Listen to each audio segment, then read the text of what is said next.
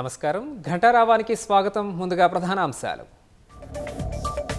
మంత్రుల శాఖల్లో మార్పులపై అధిష్టానంతో సీఎం మంతనాలు. కాంగ్రెస్ చేపట్టాల్సిన కార్యక్రమాలపై రేవంత్ రెడ్డికి పార్టీ పెద్దల దిశానిర్దేశం. 2125 కోట్ల పెట్టుబడులకు 5 సంస్థలతో ఎంఓయూలు. రాష్ట్రం అద్భుత అవకాశాలకు నిలయంగా మారిందన్న శ్రీధర్బాబు. జూలై మొదటి వారంలో ఇంజనీరింగ్ కౌన్సిలింగ్. ఆగస్టు 14 లోపు ప్రక్రియ పూర్తి చేస్తామన్న ఉన్నత విద్యామండలి.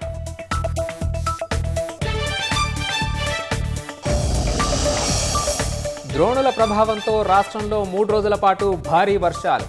పలు జిల్లాలకు యెల్లో హెచ్చరికలు జారీ చేసిన వాతావరణ శాఖ.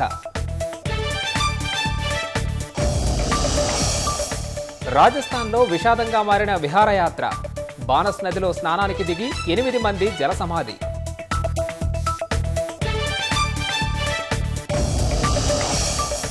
ఆస్ట్రియాలోని పాఠశాలలో విద్యార్థి కాల్పులు. షూటర్తో పాటు 8 మంది చిన్నారుల మృత్యువాత.